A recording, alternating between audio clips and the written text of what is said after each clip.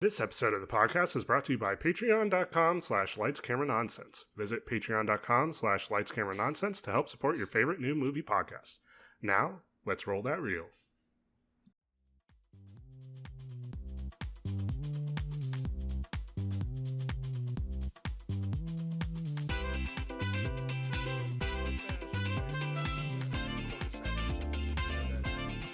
Head crab. Yeah.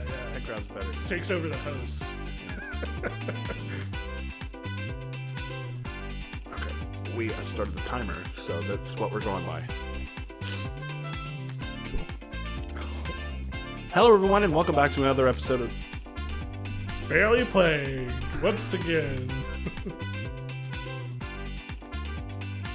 Do you need to read it? No, I got it. Douche. Hello, everyone, and welcome back to Lights, Camera, Nonsense, where we give you all the latest movie magic you may have missed. I'm Nick, definitely haven't robbed any trains recently, Simmons. And I'm Zack, Crab Hands Smith. Oh, that's the one you're going to pull? Yeah, absolutely. You don't even have actual crab hands. You No, just I did know. this You can, casually. you know, it's the magic of the mind. You know, I guess. just imagine me with crab hands. Okay. Thank you. And on March 20th, 2021, let's dive into the previews. But before we do that, Zach, a little bit of housekeeping. I have to always remember to do this. A little gardening with your hoe. Yeah. So, if you're watching us on YouTube, make sure to like, subscribe, and hit the bell icon so you can get notified every time we post a new video on this channel. It's either going to be Lights, Camera, Nonsense, the podcast, or it's going to be an episode of Barely Playing, which you should also check out. It's fun. Do Choices Matter video games with D Fielder, and it's a lot of fun. Yeah. Check that out. Yeet. If you are watching us on Patreon, thank you for being a patron. We really help it. It really helps the show. And if you're just listening to us on iTunes or Spotify or Last.fm or all of the other audio services, please make sure to give us a. It's just gonna keep falling off, man. This is a bad idea. If you're listening to us on audio platforms, please make sure to rate us 5 stars, give us a thumbs up. It really helps the show. It makes it more seen. We really appreciate the recognition. However, if you're not getting all of the great video cues, it's probably because you're not listening to, or you're not watching the video version of the podcast, where we do a lot of great gags. I won't describe what this is, because I don't know what the fuck is going on with this. I like. Oh, good. Yeah. There. Oh no. Just take it off. That was fun for me. It was fun for me. There was Nick's face was doing a thing there, audio listeners. Yeah, it's so better, definitely check out the video version of this podcast. That's the whole point of having a video podcast. And if we don't really like dig into why we do a video podcast, what's the point? It's all extra work. That's true. I don't want to do it. Okay. Let's dive into the previews. Zach, what have you been watching? So first up, just real quick, I watched, of course, it premiered yesterday, the first episode of Falcon and the Winter Soldier. Cool. Did you watch that? I did. Hey. Hey-o. So obviously, first episode, not a whole lot to go off of. I will say it just coming off of that first episode, it does feel a little bit more like your typical MCU feel than, say, the beginning of WandaVision did, which isn't a bad thing. It's just, you know, It's more. There's not much of as much of an impact of like, oh, what is this? That well, let me ask you this: WandaVision had. Do you think people would probably get more out of it if it came out before WandaVision? No, I think that's. I mean, granted, again, it's only the first episode, Yeah. so there's not a whole lot to go on. And frankly, I think they're probably going to end up being fairly separate from one another, Right. At least initially. I don't know down the line if that's the case, but no, I don't think like the order of their release is going to really affect its reception too much. Well, I think that like with WandaVision, we didn't really have a Wanda and Vision story per se. I mean, You're right. They were in the films, but we haven't had them like directly front and center. And so we didn't really have a lot to go on, and that's why a lot of people were anticipating the show, not to mention the fact that it had a very interesting premise. Yeah, I think a lot of the interest was like, what is the show? Yeah. You know, like, because up to the release date, all the promo material we had was, here's a old-timey television show with Wanda and Vision. Right. So because of the air of mystery and because of the lack of knowledge, not only for the general audience, but for even people who have been following the MCU, who don't really have that context, they're just like, what is this? Whereas with Falcon and Winter Soldier, we've been introduced to these characters. We've known them for a while. Not only that, but it's got that feel of all of the other Captain America movies. Yes. Like this. Yeah, there's definitely, I would say, probably closest to like a Winter Soldier type of feel. A little bit of Civil War, too. But yeah, the first thing I'm getting mostly from like, so the first episode opens with like a big action set piece, right? Yeah. Like that's how you hook people in. So it's kind of like the inverse of WandaVision that ended with a big action set piece. Yeah, you know, after doing all its character work, it like Falcon and the Winter Soldier is like action set piece, and then that's the first 10 minutes, and then the rest of the 40-minute runtime or 46-minute runtime, whatever, not counting credits, is all character development. Yeah. So you do get that initial familiar MCU film type of. Wait, did I say that right? You get the familiar feel of an MCU film right at the jump, and then from there, I think it goes into more of like a Winter Soldier kind of slower style feel that. I think the rest of the show is going to follow with interspersed with like some action scenes here and there. I think my biggest worry is that the precedent that WandaVision has set will definitely be a bar for a lot of people that people are going to try to constantly compare it to. It's almost like comparing Thor 3 to Iron Man 1 because of the history and the enjoyment and the knowledge of everything that happened with Iron Man 1, and having consumed it years prior, people have not precedent, but they have history with Iron Man 1 compared to Thor 3 by the time Thor 3 comes out. Sure. So it's just like there is I don't want to say legacy because it's still brand new. WandaVision's still brand new. Yeah. Well, I think what you're getting at is WandaVision specifically had a specific feel to it, you know, like it started off with like more of a mystery sort of thing, like ooh, this is really different for the MCU type of stuff, and then eventually it did get into like, of course, we got to have a final battle, and you know, like lasers and flying robots, all that stuff. So it eventually kind of like segued into more familiar territory, but up front, Falcon and the Winter Soldier is just that. Yeah. Even if it's similar to something more character driven, like say Winter Soldier, or you know, even like the beginning of Endgame, it's still very much of its type. You know, like anyone sitting down to watch Falcon and the Winter Soldier is going to be like, yeah, that's MCU. Yeah. It's more. Whereas WandaVision, when it first started, people were like, I don't even know what this is. Yeah.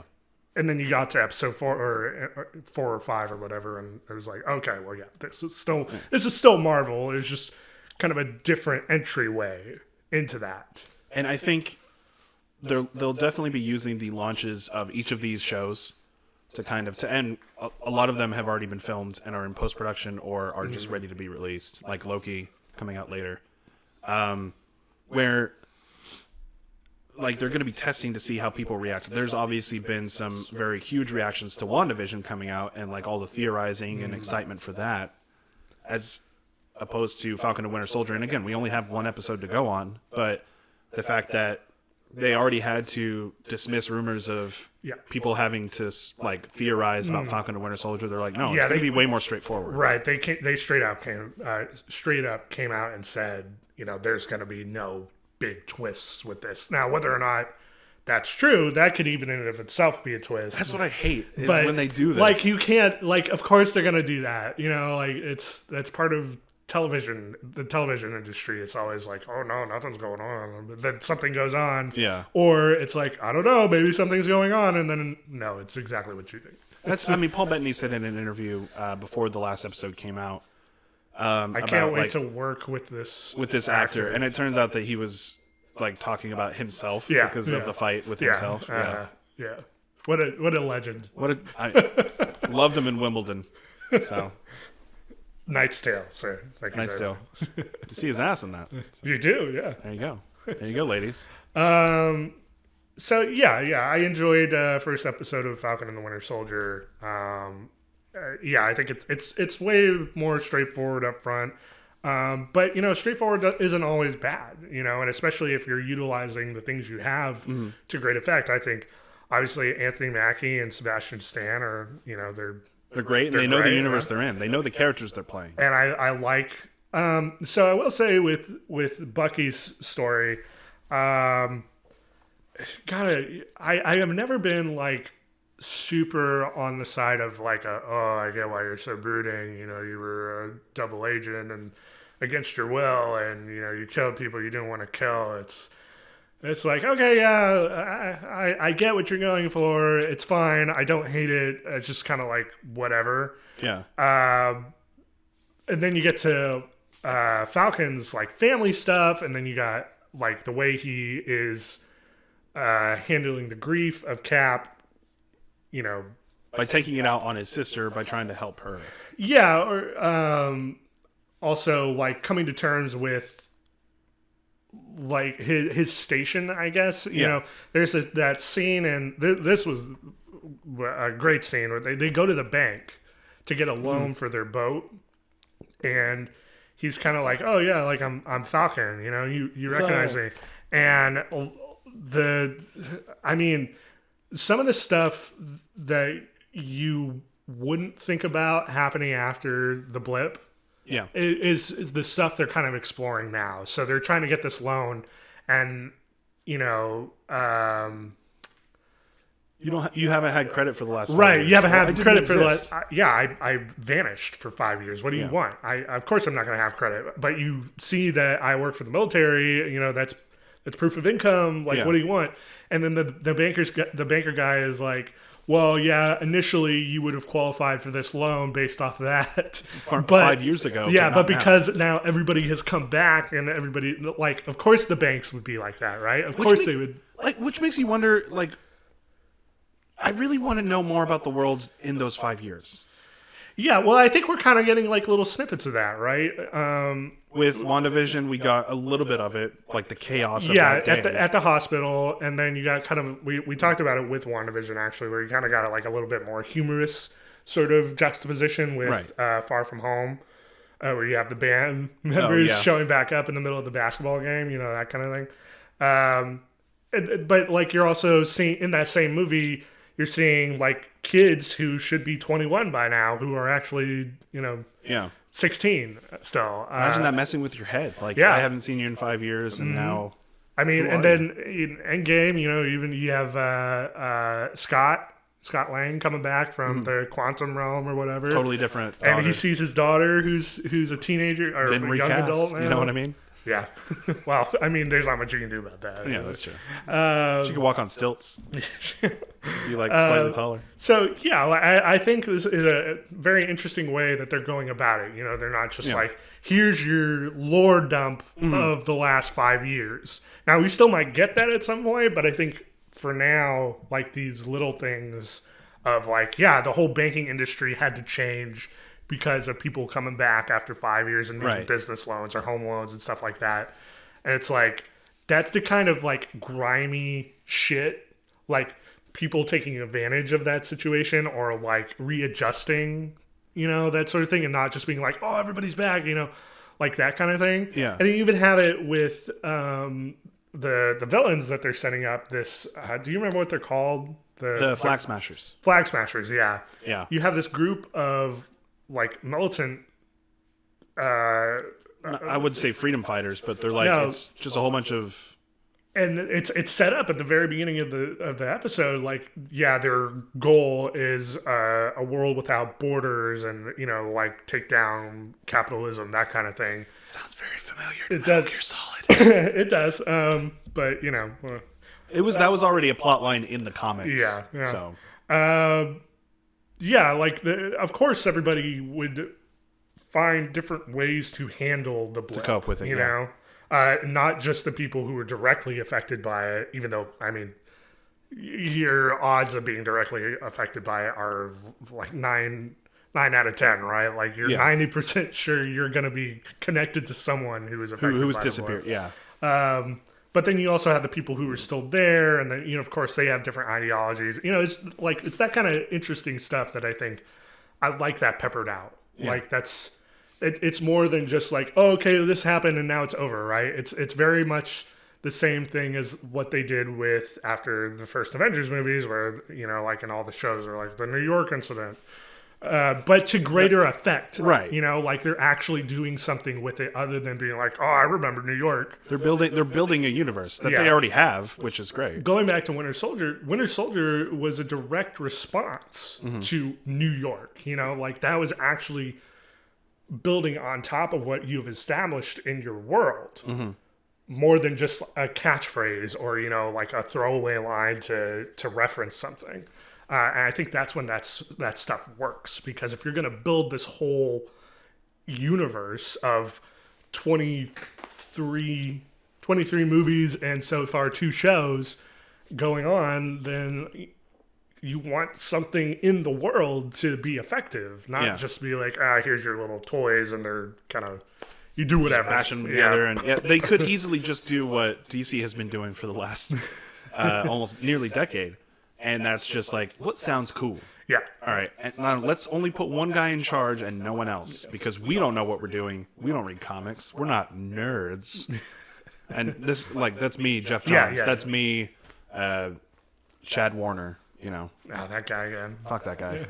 That's a long-winded way to say I am liking the setup for Falcon and Winter Soldier. I already have questions. Like, I'm still theorizing. It's just not like, what is this? It's more like, who is that? And then I could look it up on the wiki, but I also want to leave it for myself. Like, I know who the new Captain America is, because they don't spoil it, but like they introduce him in the credits. Correct. And so I'm actually intrigued about where they're going to be taking that character and that character's storyline. I like that added the length, just because it is going to be a shorter episode count. So lengthwise, instead of sub 30 minutes, it's sub 50. Yeah. Which I think they're going to get over 50 on a couple of them, which will be nice. Including credits. There's more to...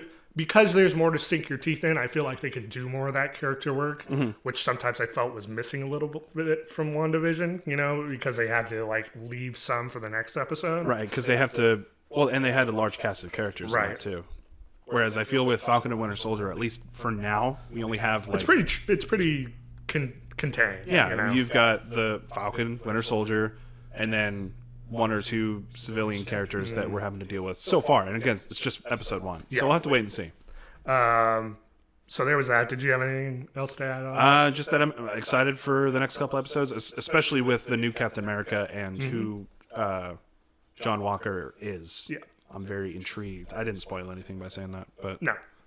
Yeah. Because his character has had quite a history in the comics. It has at that, yes. So, should be. But there's like, okay, actually, I do want to say one more thing, and then we'll wrap up. There's like 3 different villains in this. Yes. So I'm very interested to see how they all how it's all going to work. Right. Because when you have too many villains in a story, it tends to collapse in on it. And normally that's what most people think of as something like Spider-Man 3, right? Like a 2-hour or Amazing movie. Spider-Man 2. Yeah, or any other Spider-Man movie where they're just like, just throw them all in. You know? He's got a great rogues gallery. Let's use them all. I think Into the Spider-Verse did it the best, but that's just me. But they had a reason why there were so many. They did, yes. So, I completely forgot my point. The problem with villains. Oh yeah. So I mean, like, hopefully it'll be a little like the problem with that will be a little bit diminished with the fact that it is a 6-episode series with about an hour runtime on each of the episodes. Because we're essentially getting like 2 movies worth. Correct. Yes. Captain America. So hopefully, they build on. My worry is though, because you are establishing so many different villains, and then also wanting to do so much character work, which I'm loving. One of those is going to have to, I think, get hurt a little bit, not be utilized to its full extent. Well, I mean, they've already gotten rid of one tertiary villain that was introduced in Winter Soldier. But Right. take that, Batroc, the Leaper, you French flipping fuckhead. Damn. All I know, right? What a pain in the ass that flying guy is. With his squirrel suit. So yeah, I guess we'll just see what happens, and WandaVision had little quibbles here and there, which I think could have been a little bit more fleshed out, but overall, I think they did well with that as well. So hopefully they continue with this. We'll see. We'll see in the next couple of shows and movies. Then the other thing I watched Minari. Oh, Minari starring Stephen Yeun. Yes, correct. And the other cast of characters whose names are escaping me. Or not characters, the actors and actresses. Yes. Who directed it? Sorry. Let me pull it up actually. Okay. Now, this is the Academy Award nominated film Minari, who's had a bit of controversy in the last few months because it was nominated for Best Foreign Language Film. Even though it's made by an American director. Yeah. And in it's America. Explicitly set in America concerning Korean Americans. Yeah, So, and the American Dream. And it's literally a story as old as time. And Lee Isaac Chung is the director. Oh, okay, see. I don't recognize his name. I may not have recognized his filmography. Has he done anything? That's what I'm looking at right now. Before? Probably nothing you've seen. I think Minari at this point is probably That's fine. his most high profile thing. So what'd you think about it? So Minari, I outwardly stated before, it's about this family who's moving from California to Arkansas. Oof. And Stephen Yeun plays the father of this family. He is wanting to make a 50-acre farm land. That's a lot of acres. In this new place that they're moving to. Clearly some marital troubles with him and his wife. Okay. Their son has a heart murmur, which makes them kind of like, they're always telling him not to run. Yeah. He's got to pace himself. He can't do anything too extraneous. And then they also have a daughter named Anne, who is fine. I was going to say, like, her only feature is that her name is Anne. She's there, Wow. There's not really a whole lot going on with Anne. She contributes to Right. the family dynamic, obviously, and She's not like a nuisance to her parents or anything. No. But I think her main purpose is you can kind of see parallels between her and the mother and how they kind of purport themselves and act and in the family dynamic. But then, she's younger. She's a child, obviously. So it's not as she isn't her mother yet. Right. It's like you see the building blocks of it sort of thing. And then because of these marital troubles that the husband and wife are going through, eventually the grandmother to the wife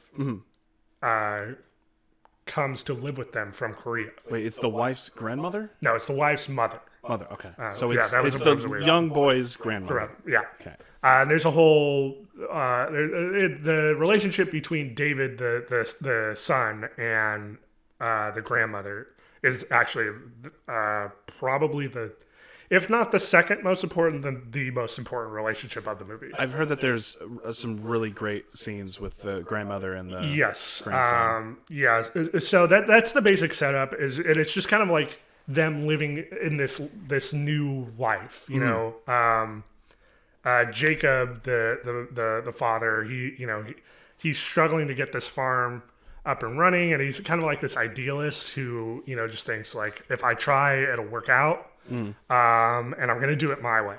I'm not gonna take any advice from anyone. I know what's right. I'm gonna get it, but it's not in like. I'm gonna say this, but also it showed his want to control everything has negative effects on his family. Normally, however, it's presented in a way of like, I will support us, kind of like in a more nice way, outwardly nice way. But the idealism and like kind of blinders way of approaching this project of his, it has negative effects on his family. Right.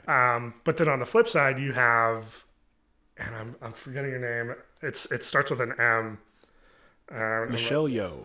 No, well, no. But like I'm trying to think of the wife's name. But the dad is like dedicated and kind of Monica, played by Han Yi-ri. Okay.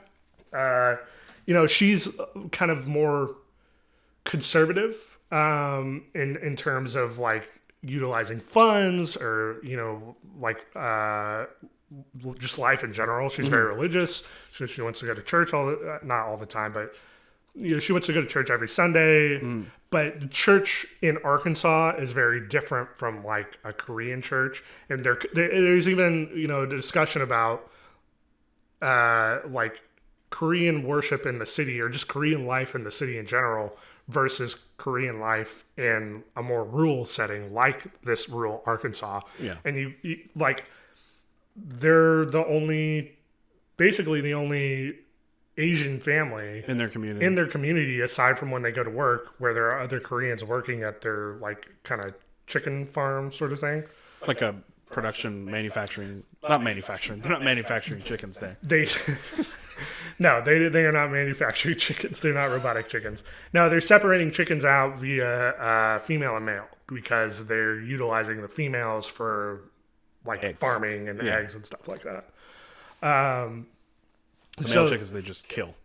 Sorry. The male. No, they do. They show like the chopping. They don't show anything like that, but they do make reference to like there's a smokestack, and David, because they bring the kids to work with them one day, David asks his dad, what the smokestack is, and Jacob's like, oh, well, that's where the male chicks go because they're useless.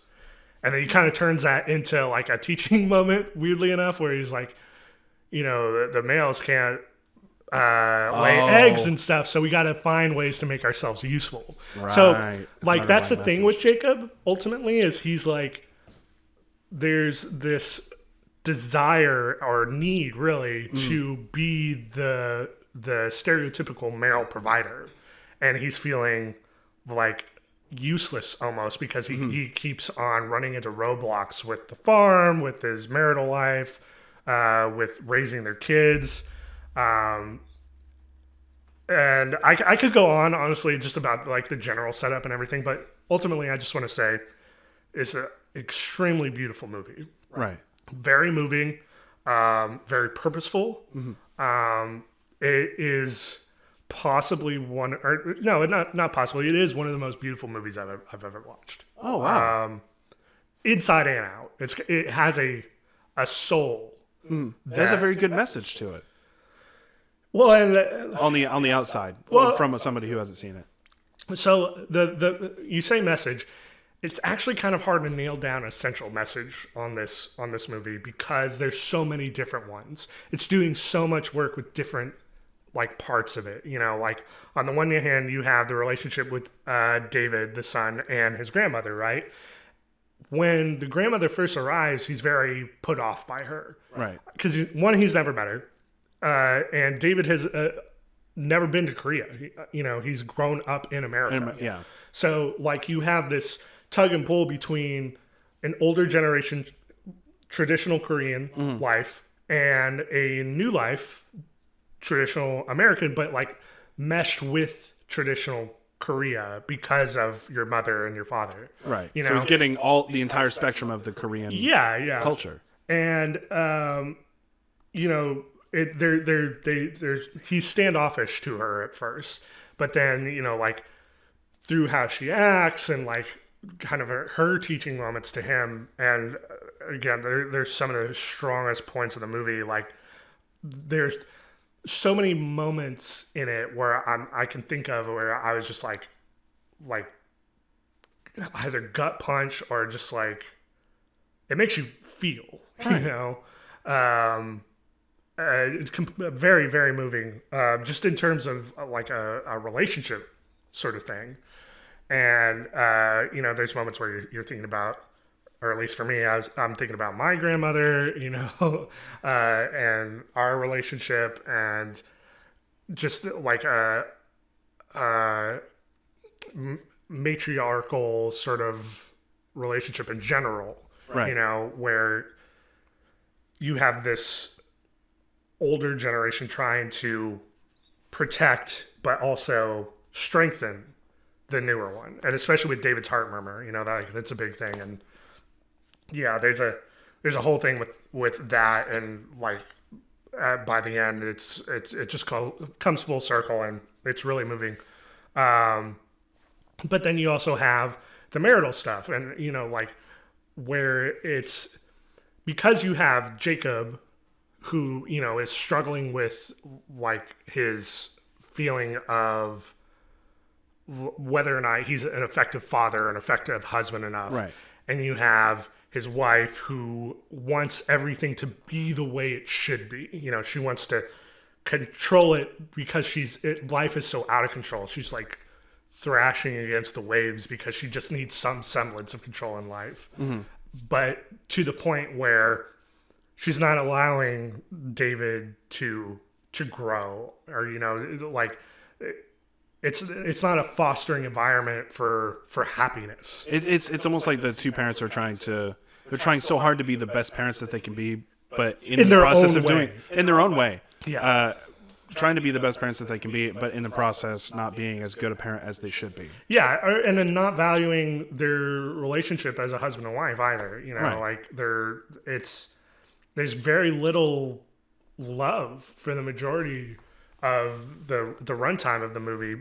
It gets there eventually, but well, spoilers. Well, I mean, I don't really think it is. No, that's what everybody expects, or at least hopes for. So, but it's not in like a overtly like, oh, I actually love you sort of way. You know, it's a very like realistic take on that sort of thing. Also, just real quick, if you had a kind of tumultuous time growing up in which your parents fought a lot, it can get pretty uncomfortable. Yeah. It's almost too real. It's almost like you need like a warning kind of time.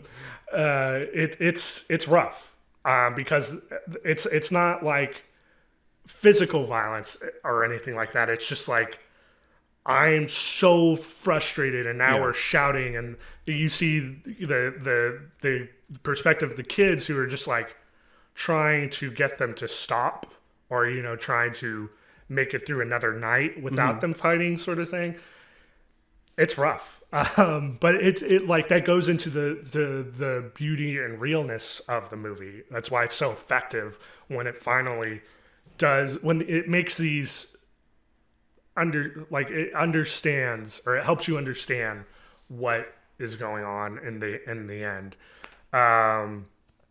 Yeah, I'm kind of rambling now, but I mean, you really enjoyed the film. It's one of those films that's you're going to remember it for a long time. Yeah, and like I said, it's very purposeful. You know, like everyone in the family speaks in this mix, like just straight Korean, and then English language, and then mixed with English. Yeah, you know, and you have David, who again has just been raised in America, speaking the majority of the English. Yeah.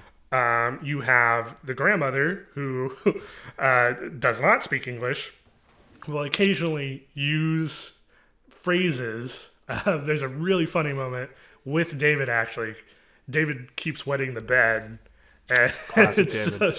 There's a moment where she's just literally pointing at him and going like, broken ding dong, broken ding dong. That's messed up. It's really funny. Classic grandma tactic. It's really too. fucking funny though. Like she will learn these words, Yeah. and then use them very sparingly. Oh, it's almost like they're playing different roles too. Like the grandson can sometimes be more of an elder to the grandmother who's still learning absolutely, things about the absolutely. English society. Yeah, there's definitely American society. there's definitely cross generational teaching too. It's not just from it's a back and forth. Yeah. It starts off mostly from older generation to young, Right. but as the film goes on, you do see kind of the younger teaching the older, like, hey, it's okay to fail, it's okay to try, that kind of thing. Yeah. I don't want to go on too long because we have minimal stuff or minimal time, but yeah, ultimately, I just want to say, very beautiful movie, loved it. Yeah. Well, good. I'm glad that we spent the amount of time on this movie because the things we're going to talk about, Yeah. But would you say it's a very heavy contender for what you would pick for Best Picture? Absolutely. From start to finish, inside and out, just that's awesome. Amazing. But that's all I watched. What did you watch?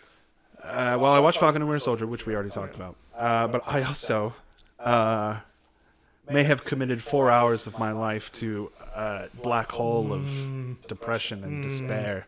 So I watched Zack Snyder. I didn't actually think that way. I watched Zack Snyder's Justice League. You have not watched any of the DCEU except for... I've watched Suicide Squad. I have watched Man of Steel. That's it. Yeah. So you didn't watch Batman v Superman, which they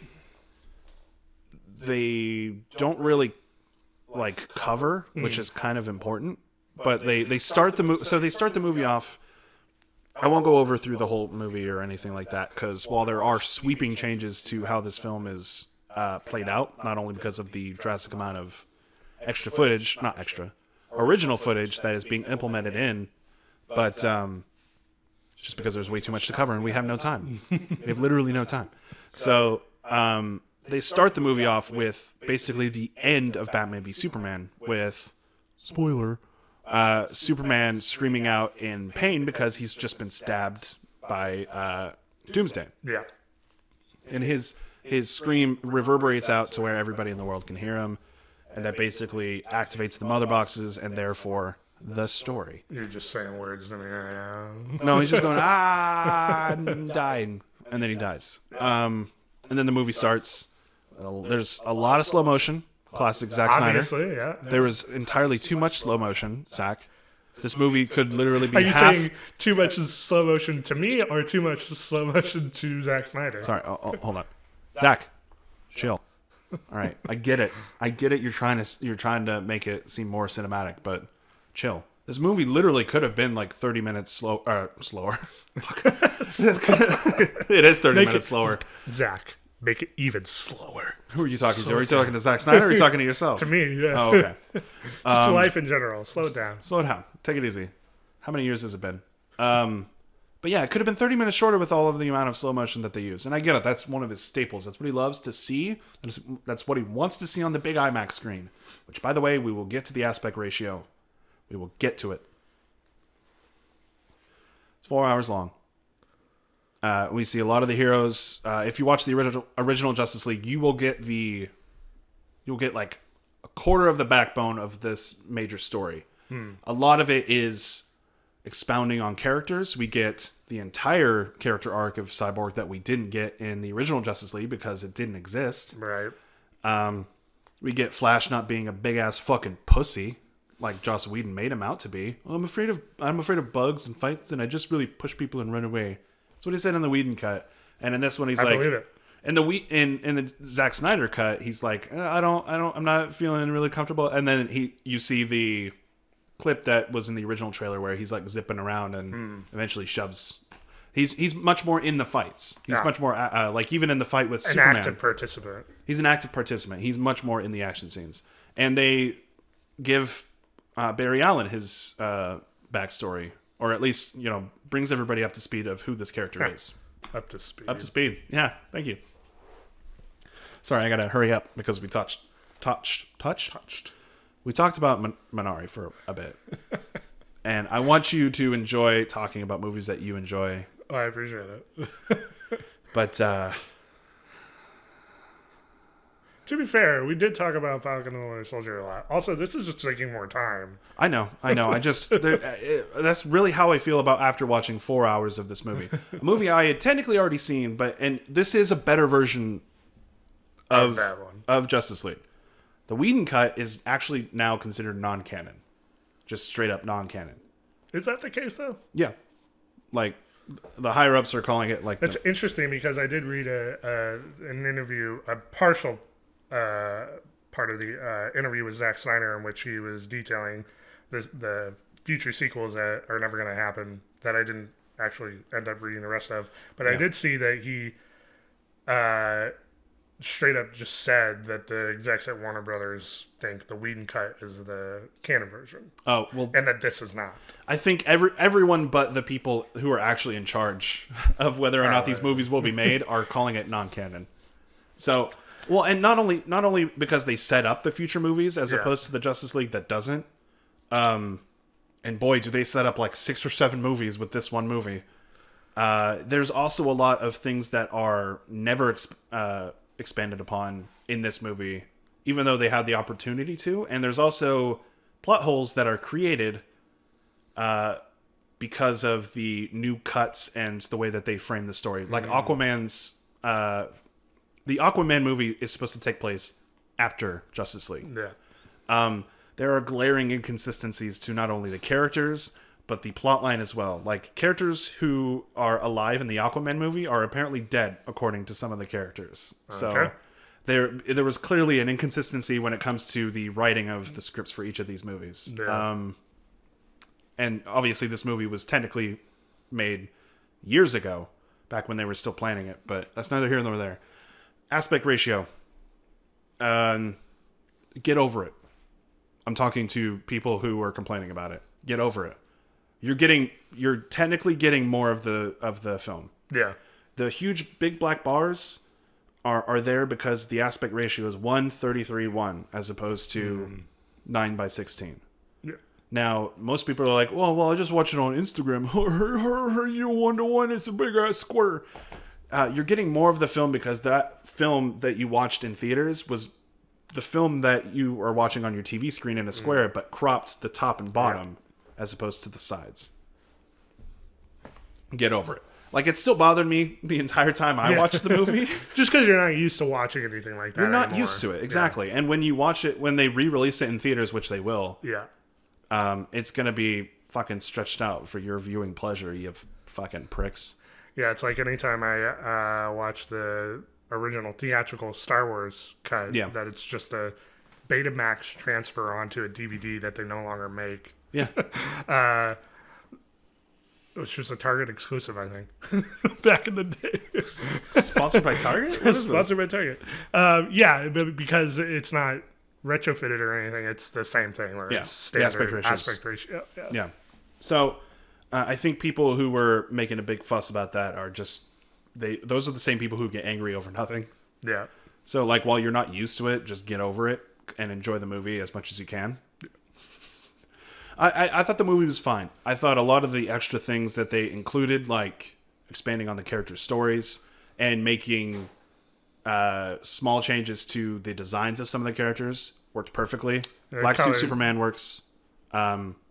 He wore a black suit in the original filming, and they colored it in to the original blue and red and gold, which blows my mind, but now makes sense. Well, and with that, just I know that I've seen a couple stills. The color correction in general is just way different, obviously, because Whedon would saturate. Yeah, and it looks gross now compared to this version. Yeah, like I actually prefer the washed out Zack Snyder version because it makes more sense in the universe that it's taking place. Right. Because Zack Snyder built this universe. Go figure. Yeah, I mean, like, basically that's what I've seen. The overall reaction is it's still kind of a mess, but it's a better mess than what you got before. I mean, that's why it's not got 100% on Rotten Tomatoes, but people enjoy this version more because of just how much it makes. It's more cohesive. Yeah. The characters make more sense. There's no weird, witty dialogue lines that are like, oh, we're trying to be funny and trying to be more bright. It never worked in the original, and that's why people didn't like it. Martian Manhunter's in this for 5 seconds, folks. He shows up in one scene where Diane Lane stops by Amy Adams' apartment. Martha Kent stops. Diane Lane. Sorry, I went with the actresses first. The actor. Diane Lane stops by Amy Martha Adams. Kent stopped by Amy Adams. Martha Kent stopped by Lois Lane's apartment. It doesn't help that like they share the last name. That's why. That's what bothered me. That's what tripped me up. To talk about like they talk through the door about like, oh yeah, Superman's still dead. Fuck. And then she walks away and morphs into Martian Manhunter, who's played by the actor who played the Colonel in Man of Steel.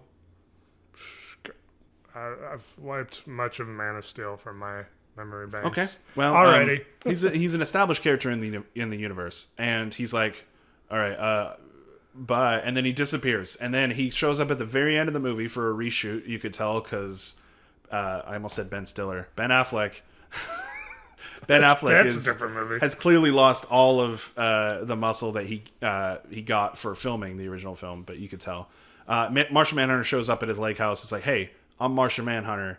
I'm an alien, and I didn't really care for Earth, but now I do. I'll see you later. I'll join the team next time there's a Darkseid's coming. Darkseid's coming. It's more cohesive. The script makes sense. It makes more sense than what I'm doing here. In a movie you'll never get. But like literally the last line of Justice League, the 4-hour epic is, most people call me Martian Manhunter, and then he flies away over a lake. Cut to black. Love it. I hate it. Most people call me Airbud. That jumps over the basket. Slam dunk. And then doesn't fucking Dogs can't play basketball. Wait a second. And you could tell like Ben Affleck when they were filming this reshoot just doesn't give a fuck. Like the Batman that he's been portraying in the rest of the movie, he's like this, I don't give a fuck about the rest of the world, but I care about the world because I made a promise to Superman, and Superman's dead, but we're bringing him back. And then they beat fucking gray guy. Steppenwolf, who looks cooler and has actually better motivations than I just want to put some cubes together and destroy the Earth. Hey, cubes are cool, man. Cubes are cool. He has better motivation, and he also dies way more brutally. Darkseid looks cool. I have seen that there's another reaction I've seen of it. It is very violent. Yes. For the R rating. There's more blood. Yeah. There will be blood, just like I said at the top of this podcast. Milkshake or something or other.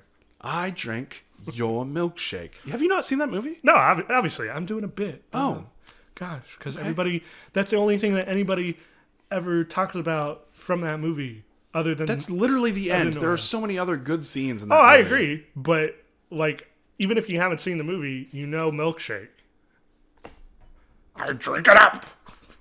Go watch There Will Be Blood.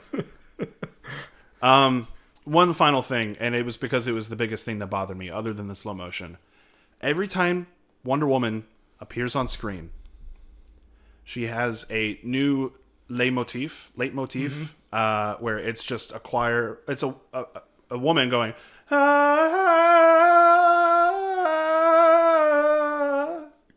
Clip that. Yeah, I should have had the mustache on. That would have been great. And it's annoying as fuck, and you hear it about 500 times, and I hate it.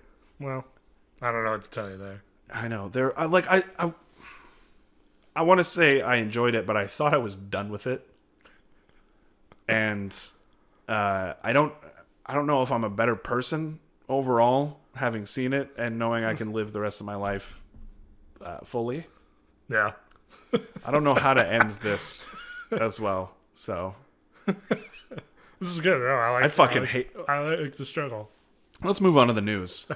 Okay. So what we were going to do for this episode, actually, which may work out for the best, is we were just going to go over the Oscar noms. All so right. 2021 Academy Award nominations were released recently.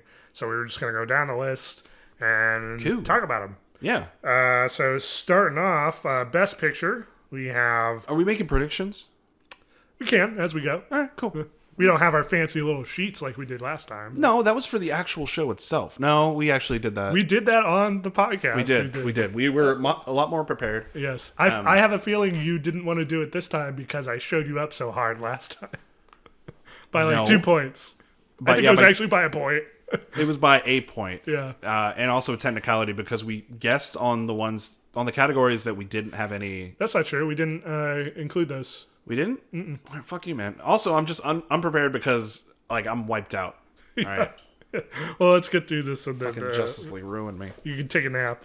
Yay, nap. So, Best Picture noms. We have The Father, Judas and the Black Messiah, Mank, Minari, Nomadland, Promising Young Woman, Sound of Metal, and The Trial of the Chicago 7. So, it's actually interesting that we have this list of movies for Best Picture because going into it, I'm normally of having a bad record for the Oscar Best Picture nominations. Why did I phrase it like that? But I've actually seen a large majority of these movies, so I'm excited to see who wins. Do you have a feeling one way or the other on them? I, having even not seen it, but the way that you described it, think that Minari has a very good chance. However, I think that there's going to be an obvious upset. I think there's going to be an upset for Best Picture this year. That's my prediction. I think Trial of the Chicago 7, not only written and directed by Aaron Sorkin, who has had pedigree in the Academy. Also, so there's criteria, and we've talked about it on the podcast. I gave it a shot. I gave it another shot, but that mustache doesn't work. You tried. And it's being ripped in half by my face. I think there are criteria for what a Best Picture nomination and winner is. Yeah. It has to be either in black and white for an artistic design. Okay, so I thought you were legit talking about something like you felt, but you're speaking from you think given this criteria it has a higher chance of winning. Yes and no. So for it to be a Best Picture nominee, it's either in black and white, based on an American historical event, based on Hollywood's history, or based on a very, not powerful, but a very prevalent historical figure. Are you looking down that list? Or based on America in general? Sure, yeah, we'll just do the catch-all. So literally anything could be nominated, is what you're saying. It has to be in color and have words and sound. Up till America, I was like, well, Minari, literally the thing I just described. Yeah, I know. Well, that's based on... So the catch for that, what I wouldn't want to use, and what I think I said earlier, was that it's kind of the American dream that's trying to be portrayed here, but from a different perspective. Obviously, the director and the writer wanted to give a different perspective on how people go through the struggles of the American dream. And obviously, you have seen it, I have not, so you have a better understanding of that movie in general. But we can surmise that might be the reason why it got nominated. Not only that, but also good press. It's getting good reviews because it's a good movie. Yeah. So we'll have to wait and see. And the Sound of Metal is the one that's throwing me off, though.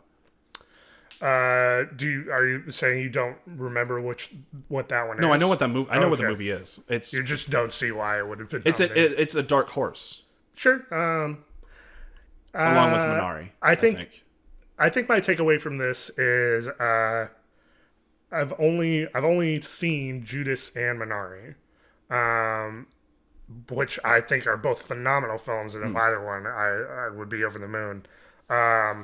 Mank is the one that to me smacks of general, what you would think of Oscar Best Picture nomination. Biopic, Hollywood history, black and white. Yeah. And it's just of course that's going to be in there, even though the takeaway when that movie came out was 50% loved it and 50% thought it was utter dreck, boring shit. It's literally it's literally taking the place of The Irishman from 2 years ago. There's always that place for why is this movie is here because, and obviously every single one of the nominees in the Oscars paid for their place to be there. Right.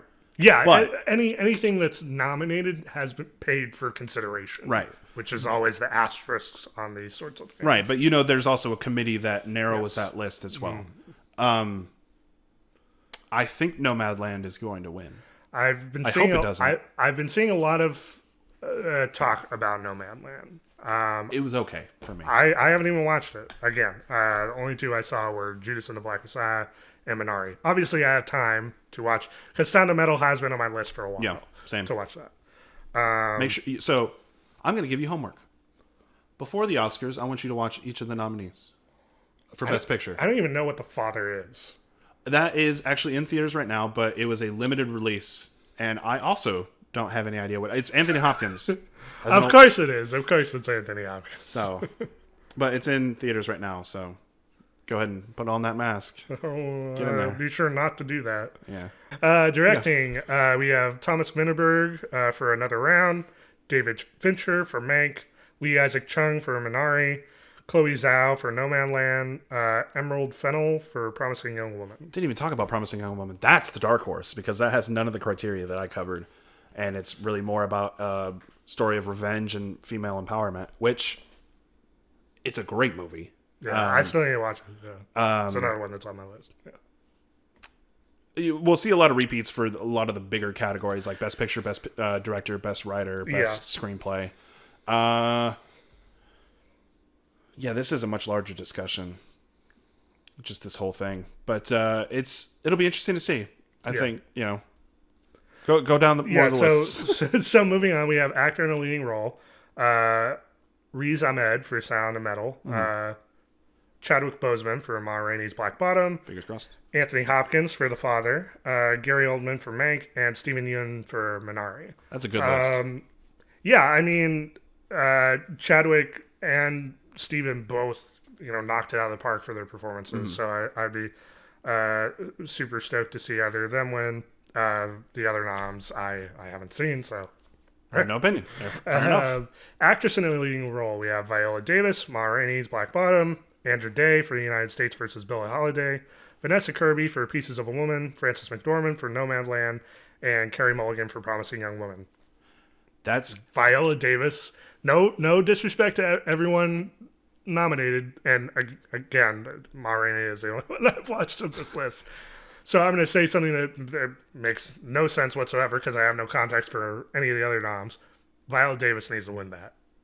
I think has she not won an Oscar? She has. I think she won for The Help. The Help? I believe so. I'll look that up. You keep going. But fuck, what a performance in Ma Rainey. That was just her movie. It was hers and Chadwick's. And Chadwick's, yeah. They were both stellar. Actor in a supporting role, we have Sacha Baron Cohen for The Trial of Chicago 7, Daniel Kaluuya for Judas and the Black Messiah, Leslie Odom Jr. for One Night in Miami, Paul Raci? You know? I don't. No. For Sound of Metal, and Lakeith Stanfield for Judas and the Black Messiah. That is an actor I do not recognize. Yeah, can we talk about this? Absolutely. We talked about this through text. Well, so we talked about this first because I brought it up on the podcast, the Valentine's Day podcast that will never be forgotten. First, I brought it up that it seemed odd to me because at the time it was the Golden Globes. It seemed odd to me that Daniel Kaluuya would be nominated for Best Supporting Actor. Sorry, Dan. For Judas, while Lakeith Stanfield was not. Yeah. Because they are both the most prominent roles in that movie. Mm-hmm. To the point where I was asking the question, what is the difference between a supporting actor and a main actor? Because ostensibly, both of them in that movie should be main actors. Yeah. Everyone else around them are supporting actors. That doesn't make any sense. Just because you have is an ensemble cast just anything above one person? That's fucking stupid. I agree. So now we at least, if you're going to put them in a supporting role, you at least have both of them nominated here. I think Jesse Plemons should have been nominated for Best Supporting Actor. Yeah, and they'd be nominated for Best The two actor. of them for the movie is them. Yeah. It makes no fucking... I'm just getting riled up again. Yeah. Because, I had this discussion, or I started this discussion on that episode, and then you went back and watched it, and you were like, yeah, that makes no fucking sense. Yeah, because when you talked about it, I don't think I had seen the movie, and then when I was editing it, I had seen it. in between, and I was just like, yeah, what the fuck? That makes no sense. So and now that they dumb. are both nominated, they're both nominated for Best Supporting Actor. So who is the best actor in Judas and the Black Messiah? Yeah, Who is the main actor? I had said it before. If you're like with the Endgame situation, right? That is us. That's without a doubt an ensemble cast, right? You have like 50 fucking actors, More than that. minimum, Yeah. there, and you're like, yeah, Robert Downey for supporting. Sure, that makes sense. He's only right? the guy that made me fucking cry in the theater. But like Sure. that, it makes it like that is a team movie. Yeah. There's not one single scene where there isn't another person on screen that could theoretically be the actor, right? But once you get above, I think once you get above 5, then that's understandable. Yeah. 2 people makes a goddamn movie. Like, are you telling me that if you filmed a scene for an hour and a half in which it was just like a one stage play, right? Yeah. 2 people talking for an hour and a half, supporting actor. How? They're the only ones in the fucking movie. Yeah. Yeah. There's no main lead because they're both the driving force of that movie. I get it. I understand your hate. Fucking heated. What bothers me more is the fact that they're both nominated at the same level. Whereas before there was like one of them wasn't even nominated. So it just seems like weird that now they both are. Yeah, I mean, I would rather have it that way because if you're going to say one, like, I feel like that movie is 50-50 on both of them. Yeah. It wouldn't work without one or the other. So if you're going to nominate one, you should nominate the other. It's like if Heat was if Al Pacino and Robert De Niro were both Best Supporting Actor in Heat. Yes, exactly. I was just trying to give a less relevant example. Sure. Yeah. I'd rather have them both nominated as supporting actors than only have one. I still think it's fucking stupid that they're in the supporting role anyway. Yeah. It should be main, but They shouldn't be fighting for recognition for the same amount of work that they put into that movie. I guess they had to fill out their best actor list with Gary Oldman. Yeah. Because he's got to be nominated. He has to be nominated for at least 2 things every year. Viola Davis. And I say that loving Gary Oldman, by the way. Viola Davis won an Oscar for Fences, not for that. Oh, that's yeah.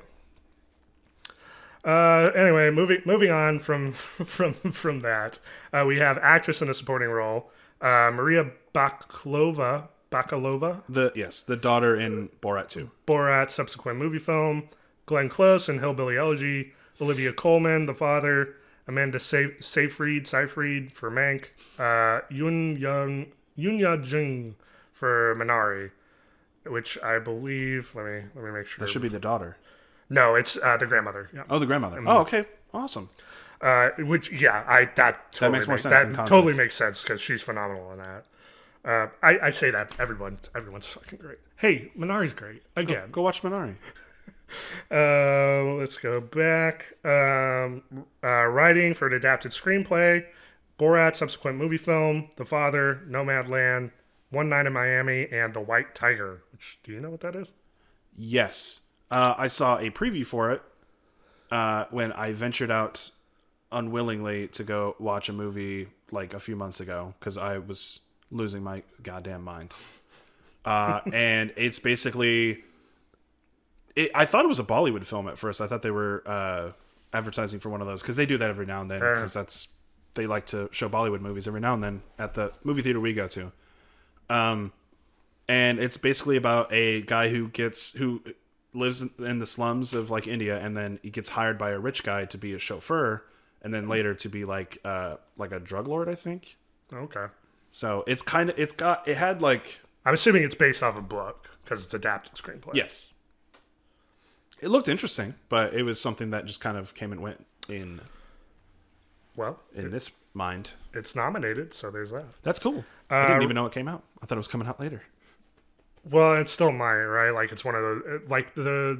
I'm not sure how accurate or, like, on point this is for this Academy Awards season, but sometimes you do have movies that are screen limited release beforehand, and they technically make the cut, like best short film or whatever. Mm-hmm. Like, yeah.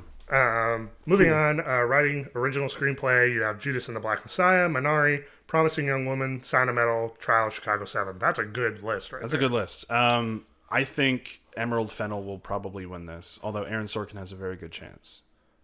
She's getting very good reviews about her, or very good, reviews for her writing in this movie. And honestly, I think the dialogue is very central to that movie. Promising Young Woman. Promising Young Woman, yeah.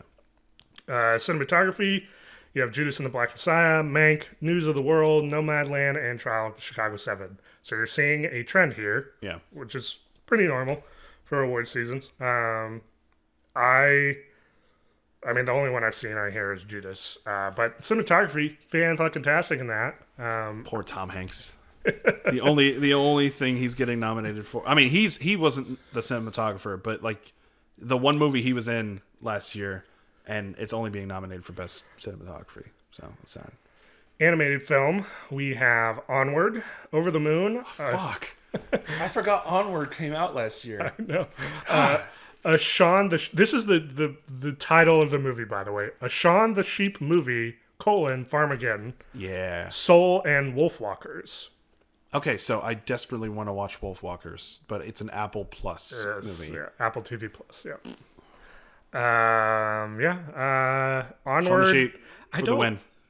It's not going to win, but yeah. It won't. Onward, this sounds mean, and I'm sorry. I don't think it should be nominated. I don't think it should either. It was fine. There's another Disney movie that, or no. I don't think I think those are Soul and Onward are the only ones that came out in the time frame. I think. Oh, did you not? You said Soul.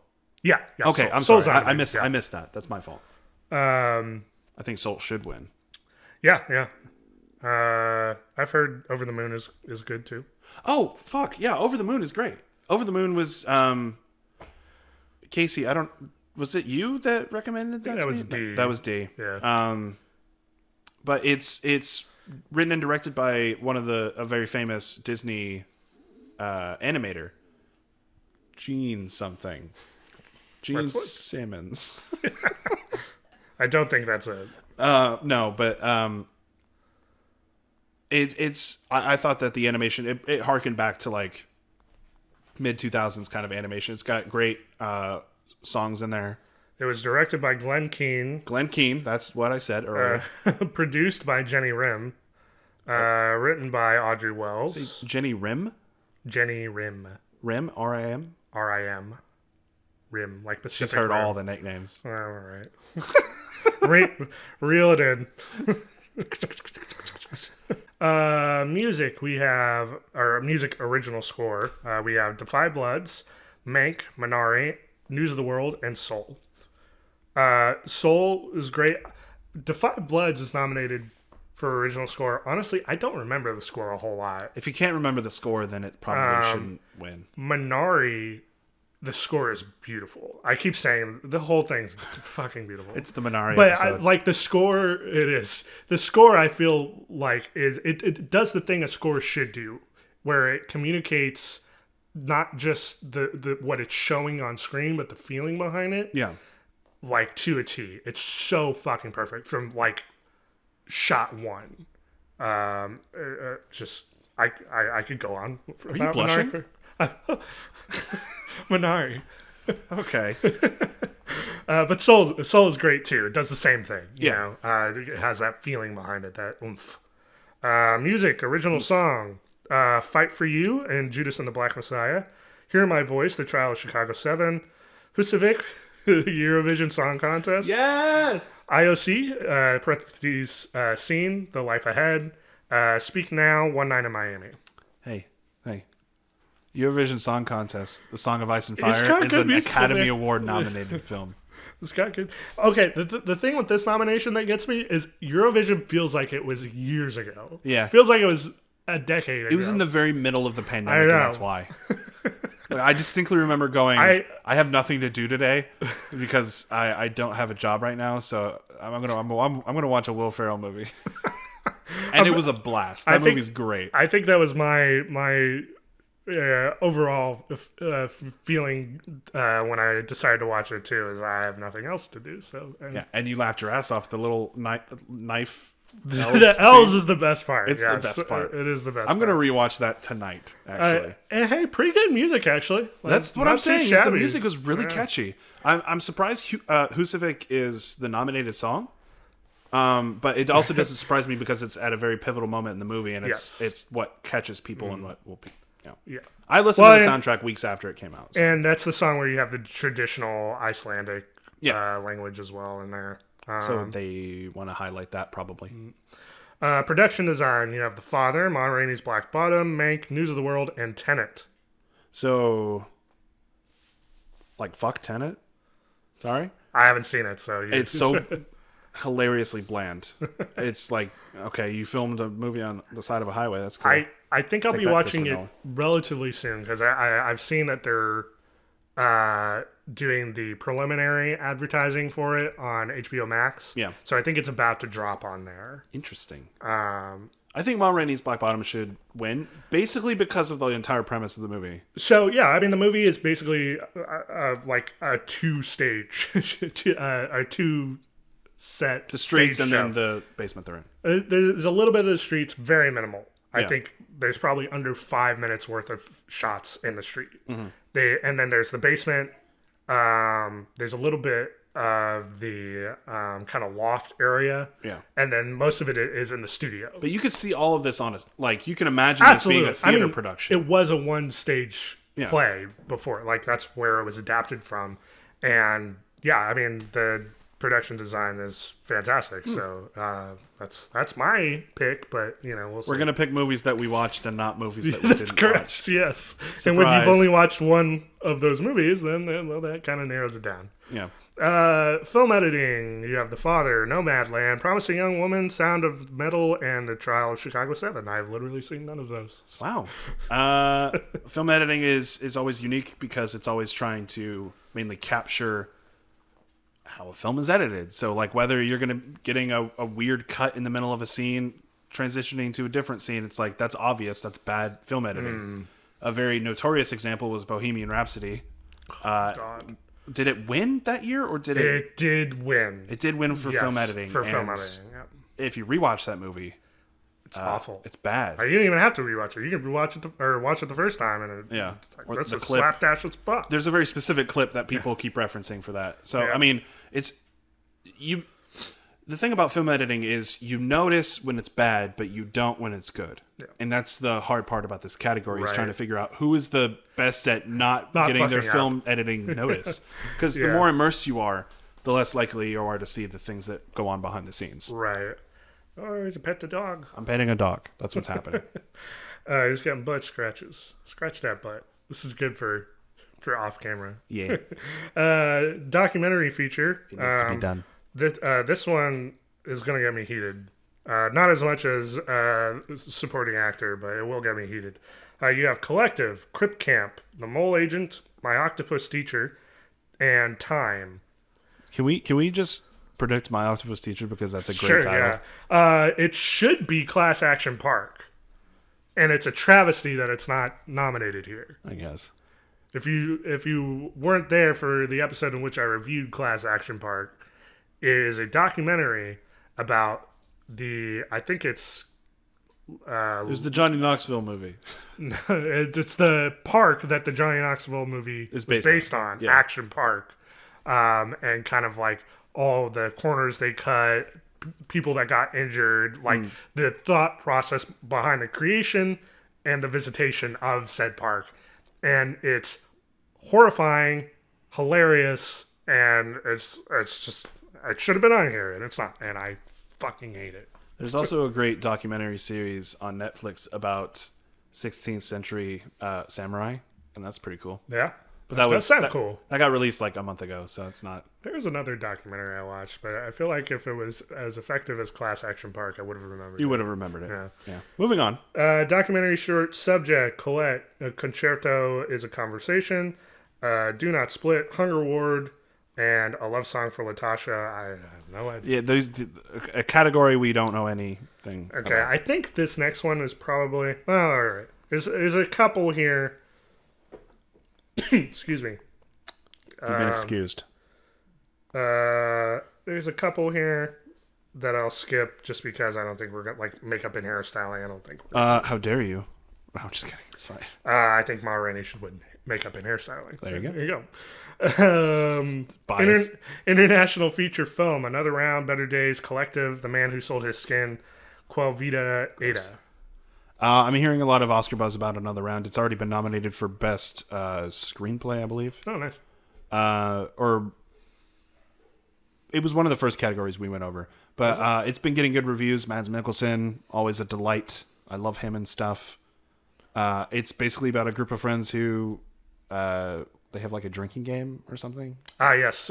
Directing, Thomas Vinterberg was nominated for Another Round. Oh, directing. Okay, even better. So it has a better chance at least. Yeah. I mean, they have more faith in the movie than only nominating it for one category. Well, hey, at least the definitively American film is not in the foreign language category. Like I think they learned their lesson from the very bad press that the Hollywood Foreign Press Association. Yeah. You think that they would have a little bit more self-referential, you would think, perspective, but they don't. Yeah, no. Visual effects: Love and Monsters, The Midnight Sky, Mulan, The One and Only Ivan, and Tenet. For what? Visual effects. Oh, okay. I don't want to give it to Tenet, but Tenet and Love and Monsters have really great visual effects. Although I've seen everything I saw in Love and Monsters, I saw before. I just kind of want that to get recognized because I think Love and Monsters is kind of an underground hit that not a lot of people talked about. Yeah, and it's good. And Dylan O'Brien needs a win. Poor guy. He's not recognized as much anymore. We're gonna skip. Well, didn't he? Wasn't he the one that had that terrible accident on the Maze Runner movies? Is that him? That was him. He is the Maze Runner. Yeah. Yeah, I know he had that pretty bad accident where it like shelved. I thought you said accent. I was like accident. Yeah, gotcha. He got like run over or something on set. Wow, he's not a very good Maze Runner. He was out of the maze. God. Yeah. You would know that if you watched the movie. He gets out of the maze and then gets just run over by a Jeep. I shouldn't be laughing at his misfortune, but the irony is there, and I'm gonna chuckle. Short films, I don't think. I mean, I recognize Burrow, but I haven't watched Burrow for animated short film. Yeah, because that's on Netflix. Disney Plus. Oh, nope, that's what I meant. Fucking mouse and his house. It was a rabbit, I think, actually. No, the House of Mouse. Oh, Disney. I see. Talking about I'm on a roll, but like I'm on the wrong roll. This roll isn't even buttered. Ugh. And then I think the last one is Sound. You have Greyhound, Mank, News of the World, Soul, Sound of Metal. If Soul or Sound of Metal don't take this, I think that's kind of indicative of the category, right? Like the whole point of those. You literally have sound in the title. Yeah. Little kudos points to Greyhound. It was a great movie, but I don't understand why they would not waste money, but Apple used money to nominate Greyhound, the other Tom Hanks movie. Sorry, Tom Hanks. My bad. Wow, even you. He got nominated for 2 different categories.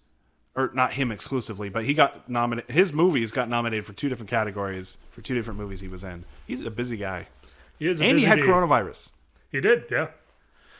What a man! What a man! What a man! What a man! What a mighty fine man! Yeah.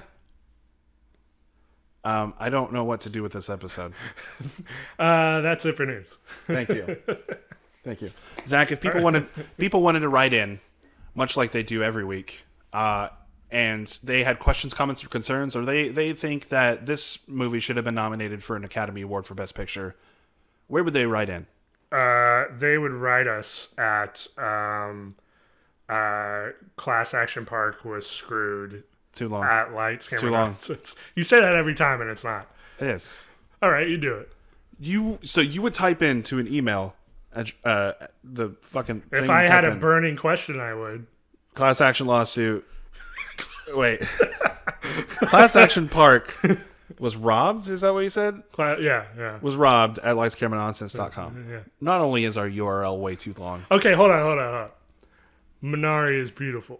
At lightscameranonsense.com. That's like towing a line. Fine, you make the damn URL. Most people probably don't know how to type it. Wow, now you're insulting our viewers and listeners like they don't know how to type. How about award predictions at lightscameranonsense.com? Fine. Thank you. If you have any questions, comments, or concerns about the Academy Awards, or just want to give your input into what you think should win or what got robbed for nominations, type in award predictions at lightscameranonsense.com with your email provider and let us know, and we will and email provider. Whatever. I'm thirsty and tired. These pretzels are making me thirsty. Write in. Nothing like a Seinfeld reference to date here. You saw. Write into award predictions at lightscameranonsense.com, and we will read it aloud on the next episode of the show. We will. But this has been Lights Camera Nonsense, keeping you updated despite our best efforts. Make sure to tune in every week for all the latest news, reviews, and what else, Zach? How do you do? Sexy. Thanks for watching. We'll see you next time.